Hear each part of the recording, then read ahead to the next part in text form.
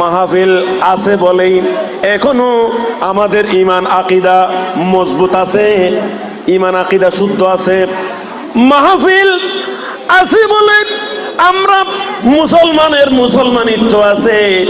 মাহফিল আছে বলে এখনো মসজিদে আজান আছে। মাহফিল আছে বলে এখনো মসজিদে একামত আছে, জুমা আছে, জামাত আছে। ইসলাম ধর্মের আনুষ্ঠানিকতা, ইবাদত বন্দেগী এখনো সচল আছে মাহফিলের বদৌলতে। সুবহানাল্লাহ। এটা তো বাৎসরিক মাহফিল। এই মাহফিল তো বছরে 2-3 বার হয় না। মিলাদুন্নবী উপলক্ষে অথবা সবচেয়ে বেশি ফাতিহা ইয়াজদহুম উপলক্ষে, রবিউল সানি মাসের মধ্যে অথবা শাহাদাতে কারবালা উপলক্ষে বছরে 2-3টা মাহফিল হয়। কিন্তু রব্বুল আলামিন মানুষের ঈমান আকীদা শুদ্ধ রাখার জন্য, আমল শুদ্ধ রাখার জন্য কুদরতি আয়োজনে সাপ্তাহিক একবার জুমা মসজিদে মাহফিলের আয়োজন করে থাকেন। সুবহানাল্লাহ। এই ধরনের আয়োজন কোনো বান্দার পক্ষে করা সম্ভব নয়, ঠিক কিনা? বছরে একবার মাহফিল আয়োজন করার জন্য কত লাইটিং, কত মাইকিং, কত প্যান্ডেলের স্টেজের ব্যবস্থাপনা করতে হয় বছরে একবার মাহফিলের জন্য। কিন্তু সাপ্তাহিক জুমা মসজিদে আধা ঘন্টা 40 মিনিটের আলোচনার জন্য এই ধরনের কোনো আয়োজনের প্রয়োজন হয় না, ঠিক কিনা?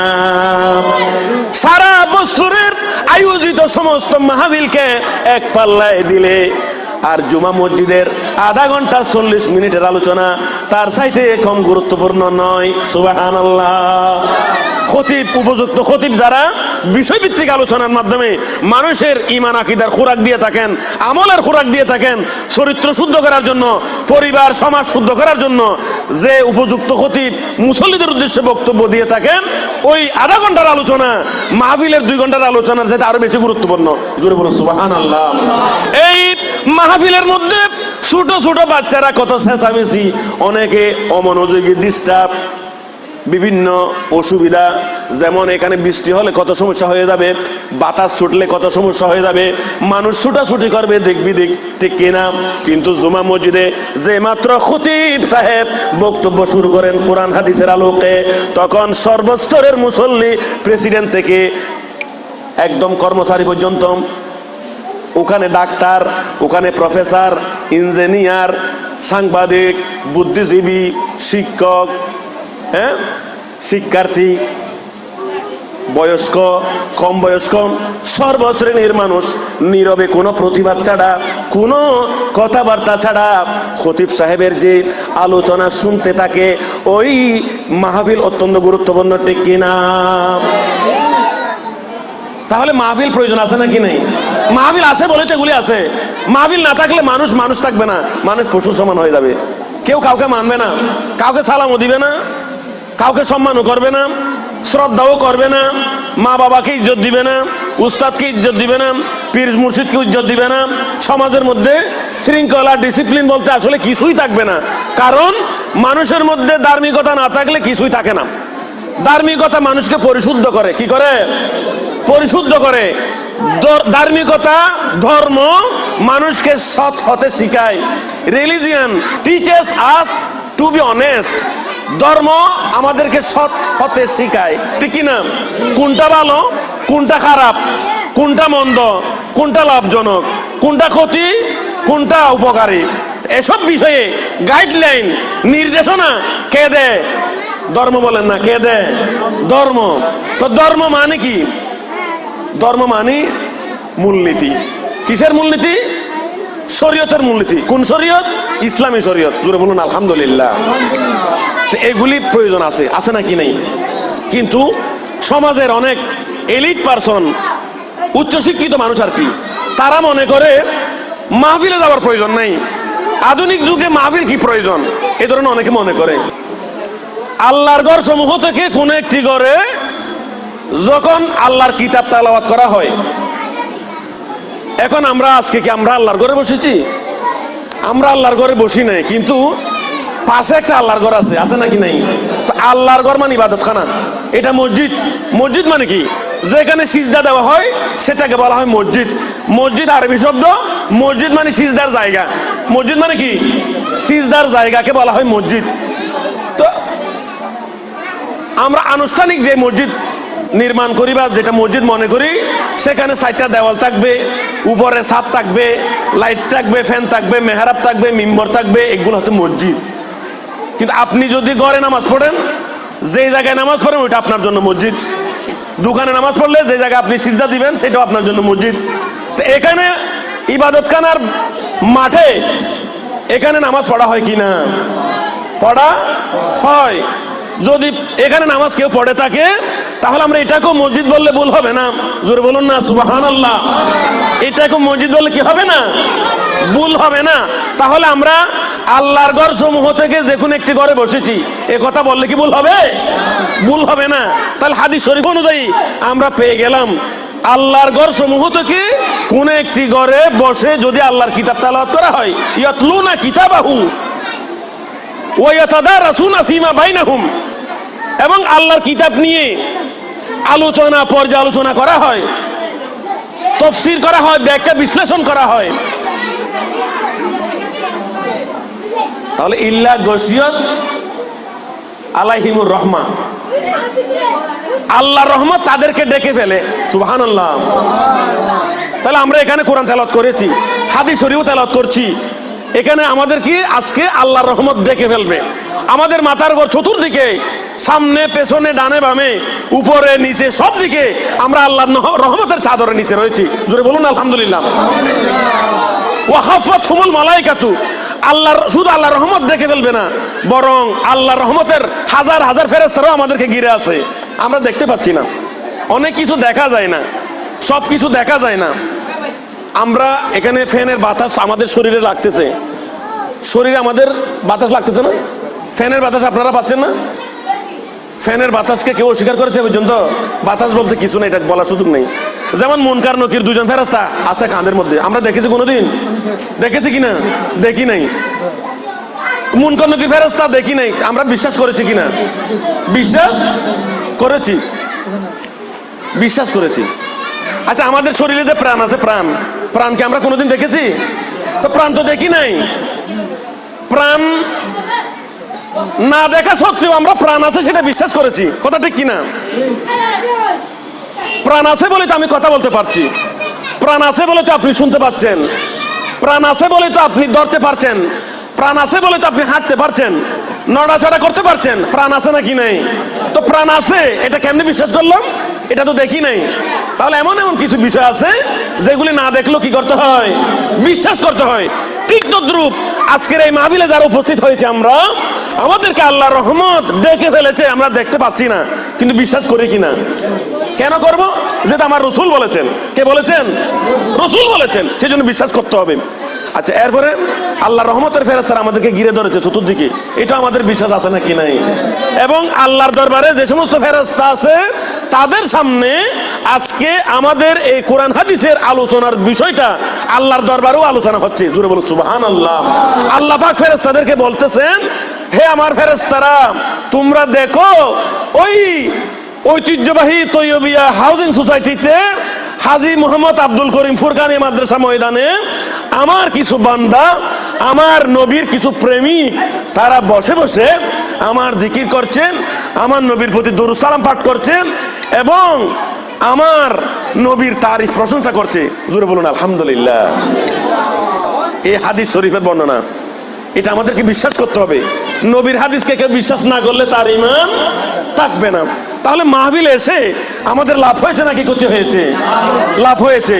তো যারা মনে করে মাহফিলে আসার প্রয়োজন নাই, আমি বলবো তাদের ভুল ধারণা।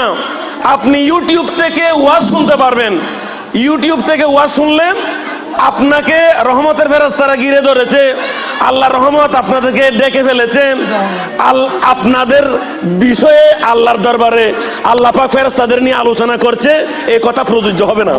প্রযোজ্য হবে? আমি আপনাদেরকে বোঝাতে পেরেছি? মানে এই হাদিস যেটা আমি বললাম, এই হাদিসটা তাদের ব্যাপারে প্রযোজ্য হবে না যারা ঘরে বসে বসে মোবাইল থেকে ইউটিউবে ওয়াজ শুনে।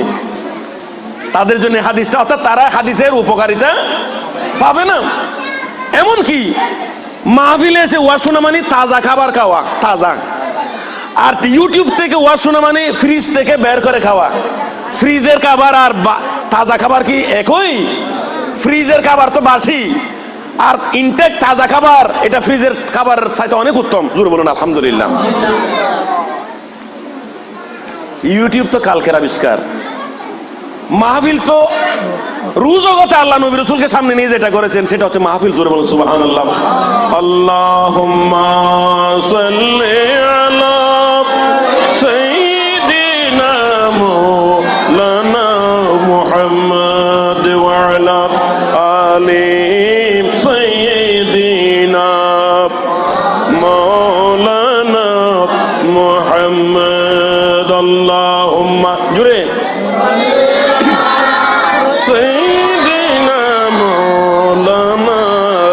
محمد وعلى آل سيدنا। ওয়াজ এটা প্রয়োজন আছে কিনা? ওয়াজ প্রয়োজন আছে কেন? মোবাইলের ব্যাটারির চার্জ কমে গেলে যেমন চার্জ দেওয়া প্রয়োজন, ঠিক তদ্রূপ ইমানের বাতি যখন নিভে যায়, ইমান যখন দুর্বল হয়ে যায়, তখন ইমানকে শক্তিশালী করার জন্য, সবল করার জন্য ওয়াজের প্রয়োজন রয়েছে। জোরে বলুন সুবহানাল্লাহ।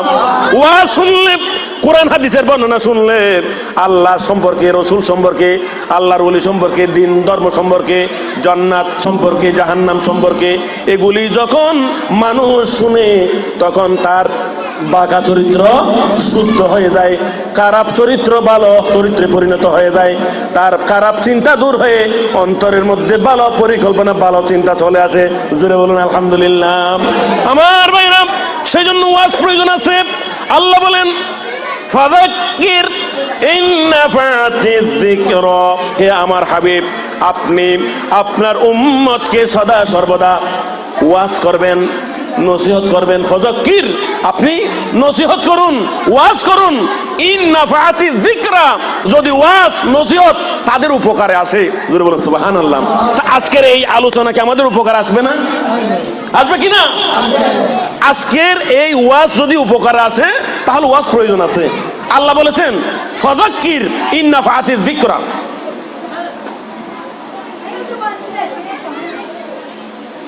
শুধু তাই নয়, 30 পারা কোরআন শরীফ এটা রব্বুল আলামিনের পক্ষ থেকে বান্দার জন্য সর্বশ্রেষ্ঠ ওয়াজ। জোরে বলো সুবহানাল্লাহ। কথা বুঝতে পেরেছেন? আল্লাহ যে কোরআন শরীফ আমার রাসূলের উপর নাজিল করেছেন, কয় পারা? কয় পারা? সবাই বলেন কয় পারা কোরআন শরীফ? 30 পারা। কয় আয়াত? 6666 আয়াত। গভীরভাবে চিন্তা করলে আপনি এই কথা স্বীকার করতে বাধ্য হবেন যে 30 পারা কোরআন শরীফ আল্লাহর পক্ষ থেকে বান্দার জন্য পৃথিবীর সর্বশ্রেষ্ঠ ওয়াজ। ঠিক কিনা? কেউ অস্বীকার করার সুযোগ নেই।